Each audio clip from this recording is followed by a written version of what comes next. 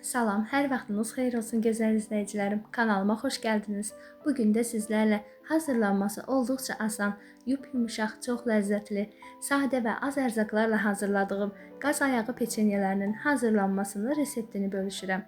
Reseptə keçməzdən öncə saniyənizi ayırıb abunə ol sözünə toxunaraq kanala abunə olub izlədiyiniz videonu bəyənin. Keçək hazırlanmasına.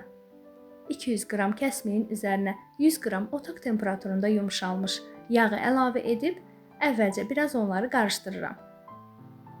Daha sonra üzərinə 1 ədəd yumurta əlavə edirəm. Kəsmikli yumurtalı qarışımı biraz qarışdırıb üzərinə ələnmiş 2 stəkan unu hissə-hissə az-az əlavə edirəm. Əvvəlcə unun 1 stəkanını əlavə edib üzərinə 1 paçka qabartma tozu, 1 paçka vanil əlavə edirəm. Xəmir yoğururam. Unun növündən asılı olaraq miqdarı sizdə dəyişə bilər. Ona görə unu hissə-hissə az-az əlavə edin.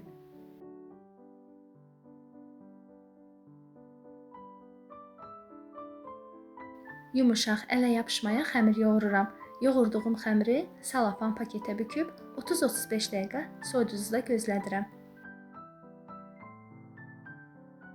Xəmiri bir qədər soyuducuda gözlətdikdən sonra yayıram. Yaydığım xəmiri forma kəsən fiqurla hissələrə bölürəm. Siz də əgər fiqurdan olmasa, adi stəkan vasitəsilə də xəmiri kəsə bilərsiniz. Gözəl izləyicilərim, ərzaqların miqdarını videonun açıqlama bölümündə qeyd etmişəm. Oradan baxıb reseptlə hazırlaya bilərsiniz. Gördüyünüz şəkildə xəmiri hissələrə ayırdım. Daha sonra kəsdiyim xəmirin üzərinə şəkər tozu çəkirəm. Ortadan 2 yerə qatlayıram. Qatladığım hissənin də üzərinə şəkər tozu çəkirəm.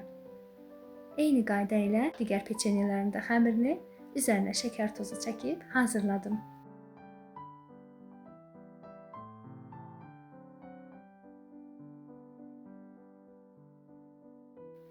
Gözəl izləyicilərim, əgər videonu bura qədər izlədinizsə, yorum şərh bölümünə qaz ayağı peçenyası yazın. Əməyə dəyər olaraq videonu bəyənin. Kanala abunə olaraq dəstək olun.